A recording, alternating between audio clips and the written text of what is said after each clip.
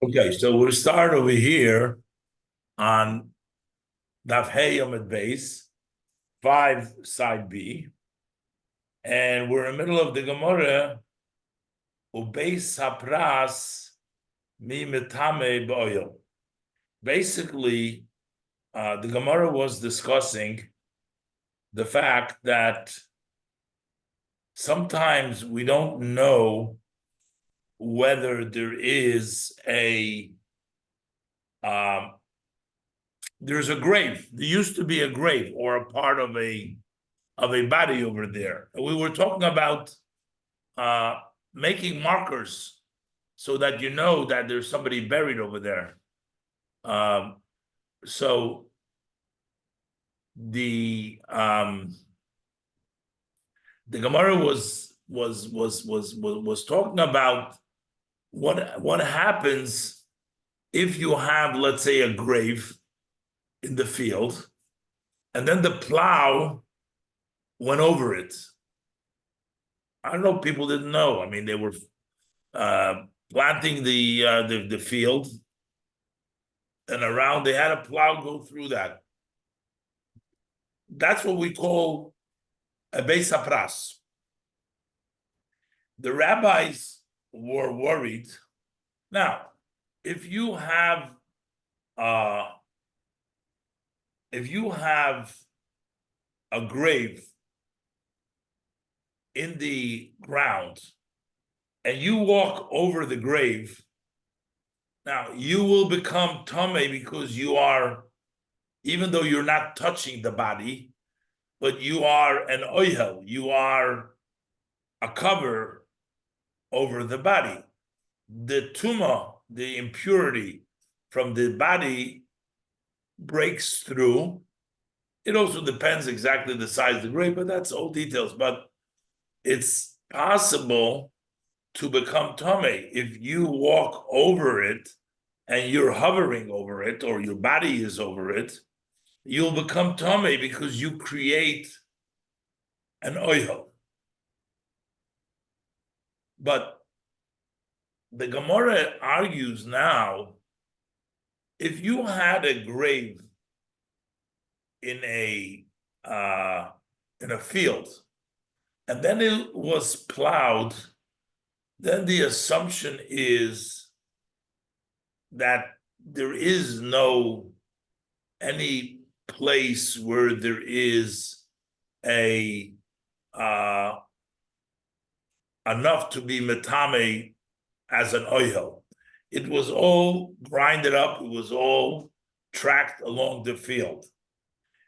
What we do worry is that you will step on it, but not worry whether you're going to be an oihel over it. Here we learned that when we have a beis hapras, meaning we're not sure where the grave is, then we'll use a marker. We were talking about making a marker on Chol HaMoed to identify the spot where it is. But the Brisa said we only need to make markers in places where there will be a tumas oil. So if you walked in there and you hovered over it, you would become tamei tumas oil. But so that's what he's asking. The Gemara says, "Ubeis hapras mi metame ba'oil." There's a beis hapras. That's the name of this grave that was plowed up in the field.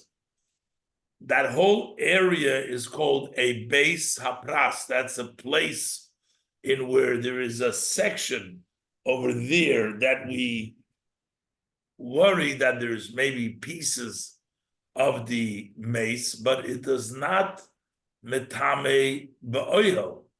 It does not metame ba'oil. So why would we have to make a marker over there? Because it's not going to metame in the oil anyways. And the Gemara brings a statement of Shmuel.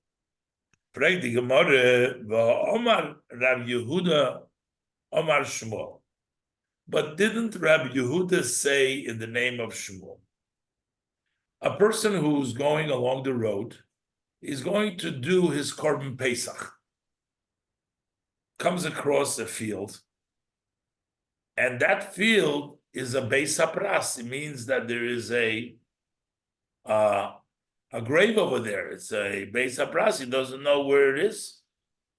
So Shmuel says what the person should do, in order, by the way, there's the difference. In order for the tent, you need the size of an olive. But what we're saying that it was crushed up through the plowing, that there's no size of an olive, so it won't really become tamei by the oil. But if you touch it, then even the size of a barley, you become tamei. So what does one do again? Says Rabbi Yehuda Amar Shmuel. Rabbi Yehuda said the name of Shmuel. Menafeach odom beis hapras v'hoilach. A person wants to walk, he's going to make, but he's worried that he's going to touch on the tumah. So he blows, meaning he blows in front of him before he walks. He wants to make sure that there's no pieces, small pieces of bone over there. He can blow it away and continue walking. We don't worry, oh, maybe there is a grave over there. Yeah, he plowed it, but maybe the grave stayed, maybe he didn't hit the grave. No, we don't worry about it. And therefore, you're not going to become tamei, even if you're going to step over the place where there was a grave. Nothing's going to happen because we're going to say there's no longer a grave there, because once you plowed it, that plow took away the grave. So again, so Shmuel says, Menapech odo beis hapras. If you have a beis hapras, so the person blows before he walks, he blows on it, and he can walk. Let's do the Rashi. Menapech odom hahoylech lishchoit pischoy. One who's on the road to shech the Korban Pesach. So the im yesh etzem kisoiro hametamet beheset. Even there, if there is a bone the size of a barley, that would be metame beheset. Once you would step on it, it would be metame the person. So, but since you're blowing it, mispazer beruach, that scatters in the wind. It's not longer there. And a person doing a Pesach can walk in the Beis Hapras, no problem. You blow, and it's kind of goes away.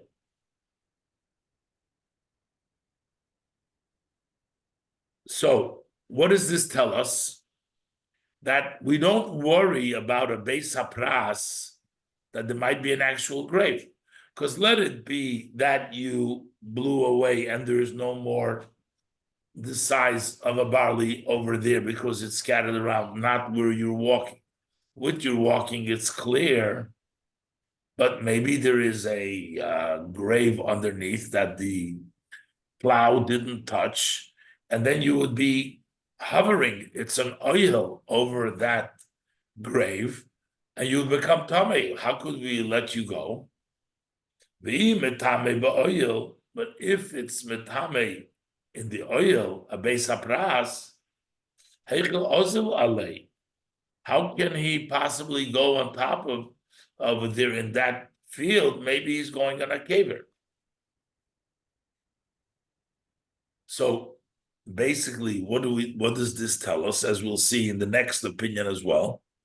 That once a plow went through the area where there was a grave and the plow goes 3 tefachim into the grounds, there is no caver over there anymore. Once the plow did his job, if you're going on the path in which the plow went, you don't have to worry about that there is a caver, about that there is an oil.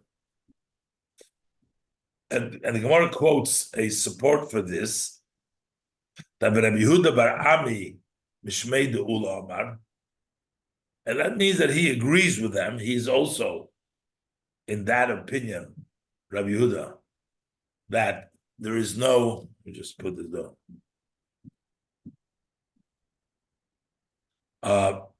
That he also says, Rabbi Yehuda bar Ami, Mishmei Deula, Beis Hapras Shenidash, he says, a Beis Hapras that has been plowed, Tohir, is clean. We don't worry about there's any more kever over there because the plow went through there. So the question is, the Gemara said earlier that only if, which places do we make markers on, is to make a marker on a place where there would be an oil, where there would be a tent, which would be metame. But if no tent is metame, we don't make a marker, right? So that's why the Gemara is saying, we see from Rabbi Yehuda Mar Shmuel and Rabbi Yehuda Barami in the name of Ula, according to both of them, there is no tumas oil in the field that has been plowed, and therefore there would be no need for a marker. So that's why the Gemara's question is, Beis Hapras mi metame b'oil? Is a Beis Hapras then make tome by oil? Why would you need a marker there?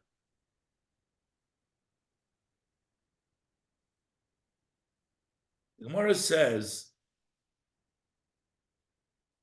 that there are two kinds of a Beis Hapras. We're talking about a Beis Hapras that you plowed it. Sometimes a Beis Hapras can also be a field where you lost. You knew you buried, you had a caver over here, and you can't find it. You don't know where it is.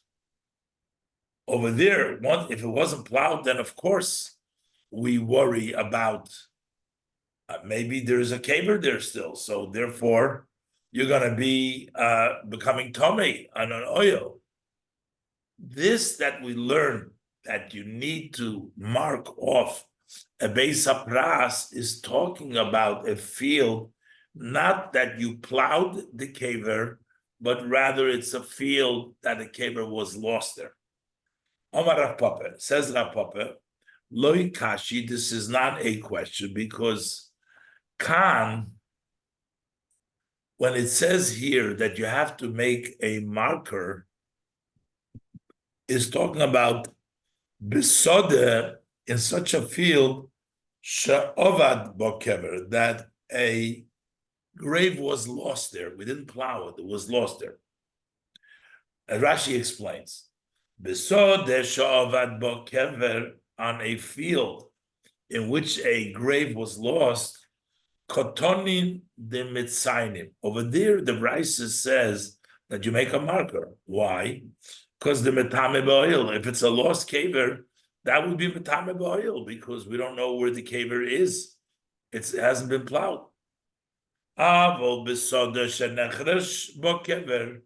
if it's a field in which a caver was plowed, ein tzorich l'tzayin v'loy metame ba'oil, then you don't need to make a marker, and it does not metame ba'oil. Why? Why not? Because the nema, because we say macharisho salke letuma. The plow removed the tumah. If you plowed the field, then we don't worry that there's a grave anymore there because the plow mixed everything up and took away the grave. There is no longer a grave there, and therefore it is not tummy. So when the Mishnah says that you make a marker on a Beis Hapras, it's talking about a Beis Hapras in which you lost a caver. You didn't plow it, but you lost it. So in any spot of that field, there may be a caver there. So therefore, you have to make a marker so people know that there is a Beis Hapras here. But if it's a situation in which it was plowed, then like we learned in the other statements from Shmuel and Ula, that we don't have to worry anymore that there is a caver over there, because if there was a caver, it's gone because the plow took it apart. Kan, this is talking about a field that the caver was plowed in there, and that's when it's going to be toher. Now, the Gemara thought that a Beis Apras is more fitting for a place where a caver was lost, not so much in a place where a caver was plowed. If it's a soda field that a caver was plowed, Beis Apras, Korile, does he call it a Beis Apras? The Gemara thinks that the Beis Apras should be more like a field that you lost it, not where you plowed it, but over here, he's saying Beis Apras Shenidash, as if it was plowed. Frag the Gemara, V'sode Shenechrash Bo Kever, a field that you had a kever plowed, Beis Apras, Korile, do you call it a Beis Apras? The Gemara is surprised. The Gemara says yes, yeah. But not, because we learned in the Mishnah, Shloisha Beis Hapras Hein. There are 3 Beis Hapras. Shloisha Beis Hapras Hein, which means there are 3 places She'ein Hoilchim Boy Oichlei Truma. Those who eat Truma don't go there. They don't go there. In any of these 3 cases. Sode Shenevad Bo Kever, a field in which a grave was lost. That's one. A lost grave, so you don't go there, because you might hit the caver. The number 2, Besode Shenechrash Bo Kever. No, Besode Shenechrash Bo Kever, and a field that a caver was plowed, and also Zdei Boichin, a field where they cry. What it means, the Gemara is going to explain in a minute. So there is 3 fields that the Kohanim cannot go to. First of all, a field in which a caver was lost, a field in which a caver was plowed, and also the field where they cry. And the Gemara wants to know, what is the field that they cry? The Gemara is talking about, says that sometimes they would deliver a whole bunch of bodies from a different city to be buried in this city. They would transfer a whole bunch of bodies and they would keep them in the fields. And that field was where the delivery of these bodies ended and they went back home. And it was taken over by the local burial to bury them. But because there is, and they do they bathe the bodies, they do rechitza there, and so the Gemara is going to say that because it's going through so many bodies, it's possible sometimes that a limb detached and it fell into the ground and everybody is leaving it for somebody else. And that field might have a tumah, and that's why Kohanim are not allowed to go there. So, Ma'is Dei Boichin, what is this field of crying? So Rabbi Yeshua bar Abba Mishmei de Ula Omar, Rabbi Yeshua bar Abba name of Ula said, Sode shemaftirin bo es ha-mesim. That's the field in which they go away after bringing the dead. It's like maftir, the end. You are finishing off the mason. Rashi will explain. Shemaftirin bo es ha-mesim. Zok Rashi, shekesh mesim when they bring dead bodies from one place to another place in order to bury them. So when you come to the field which is close to the city, so those who brought it from their place say goodbye, they leave. Those who brought it, they brought it to the field. And they leave, they go away, they brought the bodies here. And the people that live in that city come, they receive these bodies. and they bathed them there, and they buried them there. Now, those burials that you can tell, okay, so you know where the caver is. That's a regular caver. The time of Mai. So what's the reason that we worry of a tumor there, which is not in the caver? Why are we the time of Mai Zok Rashi? Why do we worry of a tumor over there? Omar Avimi says Avimi Mishum Yihush Bailim Naguba, because the owners sort of give up their responsibility. That's why the rabbis touched on this halacha, said it this way. Rashi explains, Mishum Yihush Bailim, because they brought it from a distant place. Nidaldil Aver, a limb fell off. V'nofal sham, it fell there. V'nisyashu elu al elu, and they gave up one on the other one. Everybody thought the other one will take care of it to bury it. V'nichum sham, and they left it over there, and they didn't move. So therefore, we worry that that is over there in the field.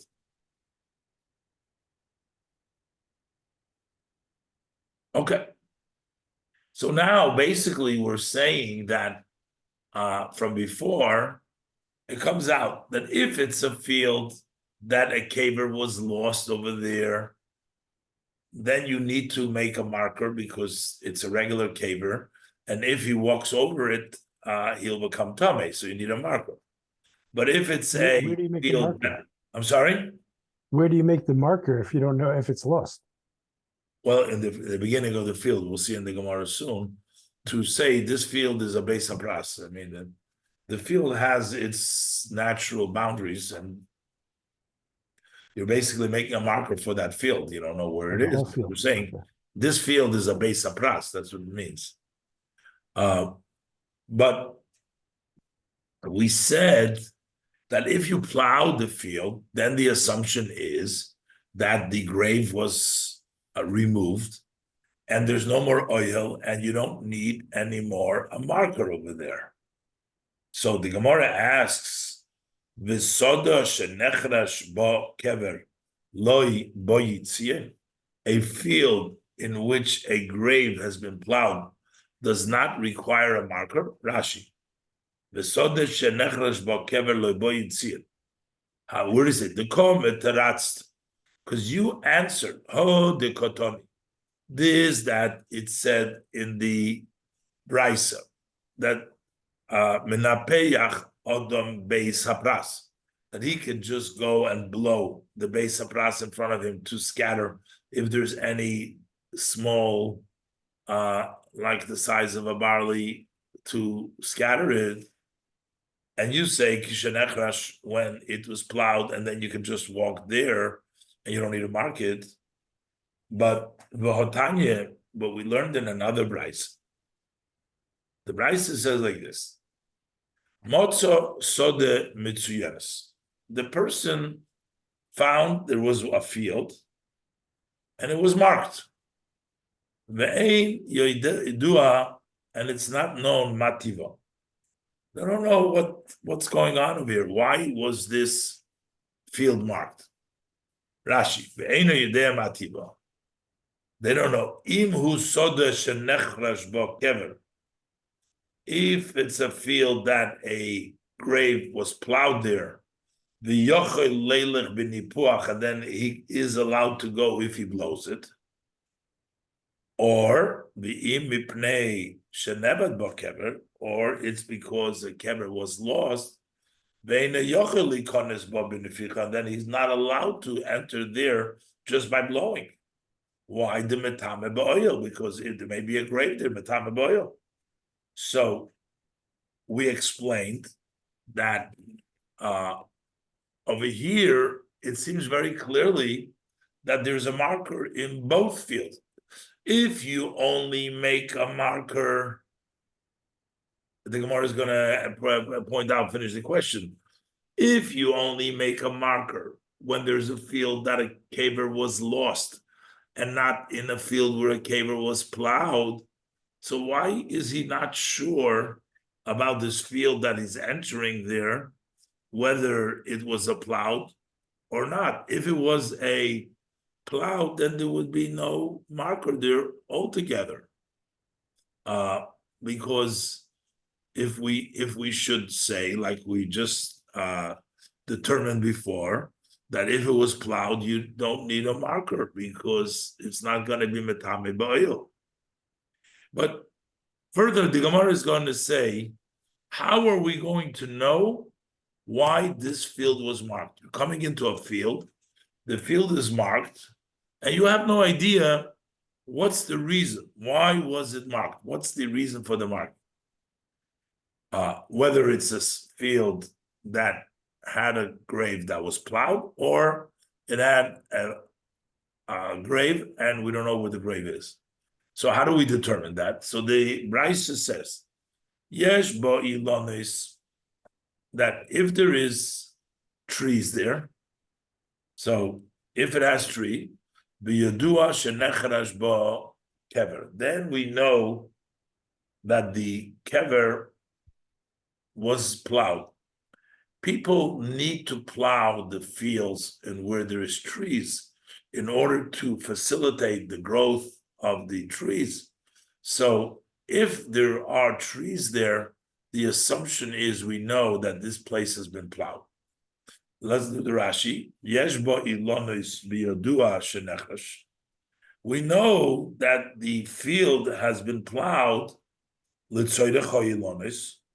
for the need of the trees, and he is able to go.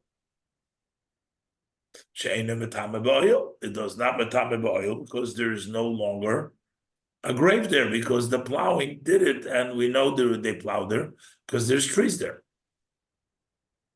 So Alma. But what do we see from this? That me the kotoni, since it says in the Raisa that Motzo so the Mitsuyenes, that he found a marked field. So we see the Mitzaynim Beis Haprash Shenechash, that also a Beis Haprash that was plowed, you're still going to mark it, because otherwise, why would you be in doubt? So it must be that you mark it. So how come you said that a field that was plowed, you don't mark? But further, what it says, Ein bo ilonis, if there's no trees, then we know then we know that a kever has been lost there, and that's why the marker is there, because there's no reason for plowing a field where there is no trees, nothing is growing there, we won't plow it. So and it wasn't plowed, it was metame boil.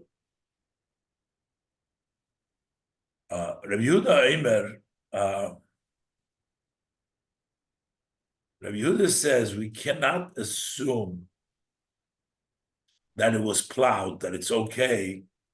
You need an elderly person, or you need a student who studies Torah to tell us that field was plowed in order to allow to go in there. We cannot just assume because you see there is trees there, it must have been plowed.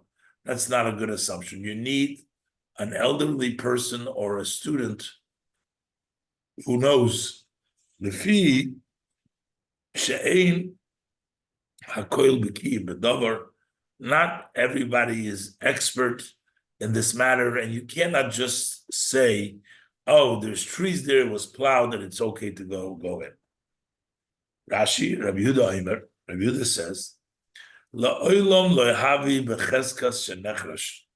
We don't have it assumed that it was plowed.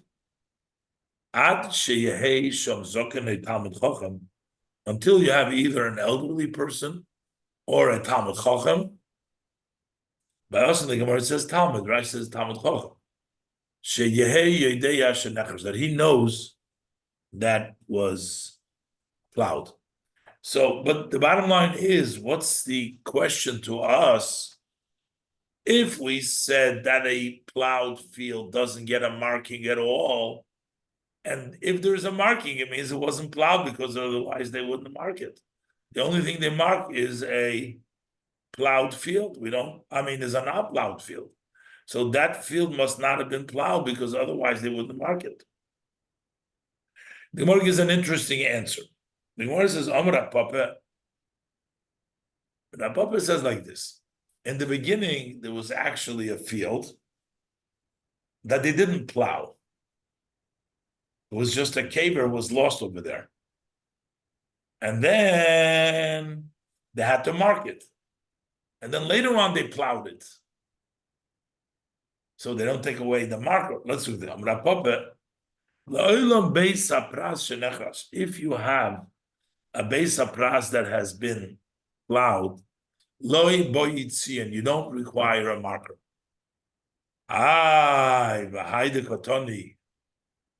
Why does it say over here, biyodua shenechrash bokever? We know that a caver was plowed over there. It's obvious, because if not, so what does he have to say?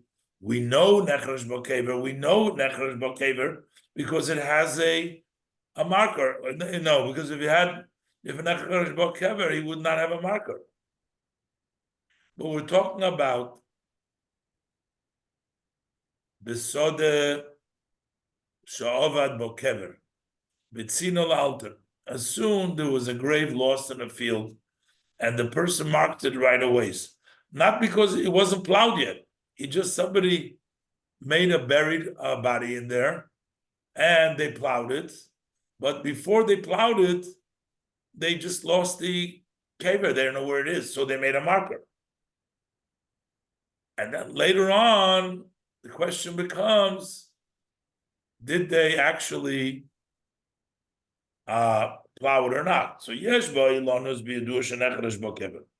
if there is tree there, then we know that the grave was plowed there. We know that it was plowed. After they marked it. So therefore, they plowed it. But the truth of the matter is, if you have a beis hapras that's being plowed, it does not require marking it, because only a nevet bokever, but not nechrash. But ein bo ilonis biyadua shavet bokever. If there is no trees there, then we know that there was a caver that was lost and it was never plowed. Ein bo ilonis biyadua bokever v'lo nechrash, and that is the way we read the sign. So basically, the answer is yes. If you have a field that was plowed, you're not going to have to make a tziyun.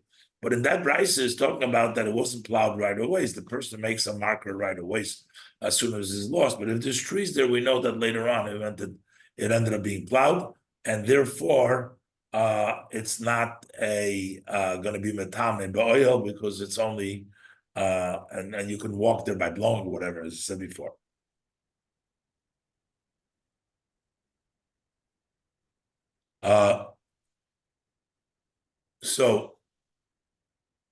But the trees only take up some place in the field. Some places the field, and there's plain area in the field. So how do we know? How do we know that there is no caver there just because it was plowed? Maybe the plow was done inside, between the trees, because that's where you need a plow. But outside of the trees, that caver is still there. We don't know where it was lost. It could have been lost anywhere in the field. Why don't we worry? Dilmo ilonois megavoyi. Maybe the trees on the inside, so he plowed there. But the caver mibaroi, maybe the caver is on the outside, and it wasn't plowed over there, and is going to become toma. how could you say that if you plow, there's no tuma, there's no caver? Zok Rashi, "V'leichosh dilma ilonis megavoyi, v'tuma mavroi." Let us worry that maybe the trees are on the outside and the tuma is on the inside. V'loi nechrash b'mokim tuma mivchutz liilonis. It wasn't plowed in the place of tuma outside of the trees. Elo bein ho'ilonis. It was only plowed in between the trees. V'havis sodeh she'ovad bokever v'lo nechrash. So that's is a field that a caver was lost and it wasn't plowed because the outside wasn't touched. So the question is, so what is, how come he says we know that the caver was plowed? Why? Just because there's trees there? But maybe the caver is on the outside and we don't know that it was plowed there. He's only plowing by the trees. And the one says, Kidamar Ula. Ula answers elsewhere that Ba'imdim ala gvulim. The trees are standing on the boundary. So there's no outside. The trees are at the edge of the property. That's what he said elsewhere. Hachanami, we're talking about here too. Ba'imdin al hagavulin. We're talking about the trees are in the boundary, so you can't, there's no caver outside of it. Hachanami ba'imdin alonis al hagavulin. So Rashi says, alonis al hagavulin shel reshus harabim, of the public domain. The vaday leka tuma mibaroi. So for sure, there's no tuma on the outside. The loy kavri inshi b'reshus harabim. People don't bury in the public domain. Elo bein ha'ilones havia tuma. And the tuma must be between the trees. V'nechrash b'shvil ha'ilones. And for the benefit of the tree, it has been plowed. So therefore, we don't have to worry about there's any tomb over there because it's all been plowed. Okay. But the Gemara says, okay, vidilma tuma megavoyi v'ilonis mibaroi. Maybe the tuma is on the inside of the field and the trees are on the outside. They're on the boundaries, but maybe inside there is a caver. Vidilma tuma begavoy, the loy bein hoilonis, and it's not in between the trees. That's maybe where the caver is. It's not between the trees, but it's inside. The loy nechrash b'makom tuma. Maybe it wasn't plowed in the place of tuma. I think more answers b'misu bachin. Subachin means they're all over the place, the trees. So there is not. In order to plow the whole field, you got to go through the whole field, plow everywhere. Mesubachim zok Rashi she'einam imdim b'shura achas soviv hagvulim. They are not standing in one line around the boundaries, elo mu'urovim b'chol hasoda, but rather they're mixed in the entire field. The vadai nechrash kol hasoda b'shvil ho'ilonis. Over there, we assume for sure the entire field has been plowed for the sake of the trees. The Ibo is saying, oh, and if you want to give you another answer, that we have to say that the boundaries is placed next to where the Tuma is. Because Ha'amoron, we said before, Ein Marchikin Tzion Memokim Tuma, that we don't make the marker a distant from the place where the Tuma is, Shaloi Lahavsi the Eretz Yisrael. We don't want to lose Eretz Yisrael. We want to make it as close as possible. And therefore, if the marker is next to the trees, we know that this is where it is. Ha'amoron ein marchikim tzi memokim tuma. V'kivon shesamuch li'ilonis hatzion, since the tzion is next to the trees, vaday tuma be'ein ha'ilonisi, for sure the tuma is in between the trees. V'nechrash b'shvil ha'ilonis, we can assume that it was plowed because of the tree. That's where the tzion is. That's where it took place. Then we said further, Rabbi Yehuda says, "Ad sheyehesham zokin a talmid," that we're not going to trust just and say that you can walk because there's trees there. That's not good enough. He says, because not everybody is expert, knows that it was plowed. We need somebody to testify, tell us that. So why would we ask the Talmud Chacham? Amar Abaye says, Abaye, Shman Mino, from here we can hear, Tsurba Merabonon, the Ika B'Mosa. If you have a Talmud Chacham in the city, Kol Mili de Mosa Alei Ramya, all the matters of the cities is upon him.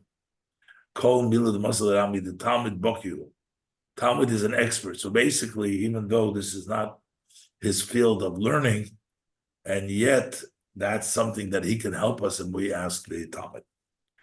Okay, let's just give a short Dvar Torah on the Parsha of Vayichi. It's the end of the Parsha, Chazak, Chazak, V'nis Chazek. And the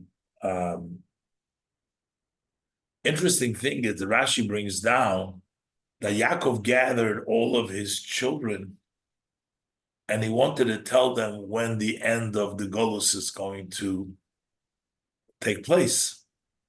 Now, we know now that the end of the Golus is still not here, and that would be a long time. Why would Yaakov want to tell his children, discourage them by telling them about the Geula that's going to be so many years later?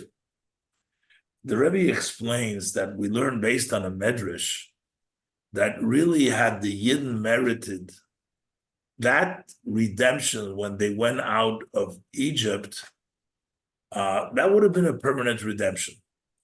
Hashem would have built the Beit HaMikdash for them. And once Hashem builds the Beit HaMikdash, that's permanent, and there would be no more exile. And he wasn't talking about the end of all these thousands of years, but he's talking about the end in the after the Golus Mitzrayim, which is also 200 years. But the Rebbe brings out that sometimes the years, the way they count by Hashem, he counts them quicker because they contain in themselves more. As for example, we know that the Jewish people had to be for 400 years in Egypt. That's what Hashem said to Abraham. 400 years. How come they only were in actuality for 210 years? And one of the explanations is that they made them work so hard and life was so difficult for them, so that 210 years were equivalent to 400 years. And they were let out earlier because they basically did the 400 years in a shorter amount of time. Same thing is in the positive side. The Yidden were told that the end is going to come at the Tzias Mitzrayim, when they go out of Egypt. That was supposed to be the end. But the reason that was going to be the end was because the Jews have accomplished everything they had to do. They were meritorious, they had mitzvahs, and they did everything they were supposed to. And Moshe and Yaakov wanted to encourage his sons by telling them, he wanted to tell them, if you work harder, you're actually going to be going out even earlier. The reason why he wanted to tell them is just like we know that the end is there in this 200 years, the Tzias Mitzrayim, or the 400 years that the Mitzrayim is there. You should know that if we work hard, we'll actually hasten the coming of Mashiach even earlier. The end of Golus will be even quicker. That's why he wanted to tell it to his sons, to encourage them to work harder and to bring about the Geula. But Hashem says to Yaakov, Hashem removed the divine inspiration, and he understood that it's not for him to reveal to his children the end. or he also didn't know the end anymore. Hashem took it away from him too. Two different possibilities. But Hashem didn't want at that time that this redemption should come out of external means by knowing that the redemption is coming, and that would be their motivating factor. They still wanted to do the mitzvahs and go with life on their own, from their own volition. They should themselves be that, and therefore, the Mishnah says, "Don't reveal to them." We always need Hashem's help, but sometimes how much help Hashem provides for us is limited, because Hashem also wants us to make good choices on our own. He doesn't want to be there all the time for us, in the sense that he takes away our freedom of choice, and he sort of pushes us and tells us, gives us all the incentives. Hashem wants sometimes that the people should do their work on their own. And that's why Hashem says, no, we're not going to reveal it to them, and that's going to remain a secret. Yaakov, at his level, he could handle it, because he's about to die. He was on a much higher level. So even if Hashem reveals to him, it's okay. Not going to change around his whole choice and everything he does. But when it comes to the rest of the Yidden, Hashem says, no, now is not the time to let you know. The Rebbe always also encouraged for people to ask for Mashiach, to pray for Mashiach. The Rebbe was with the idea that when you tell people that Mashiach is coming, then people will be encouraged to do more mitzvahs and to hasten the coming of Mashiach.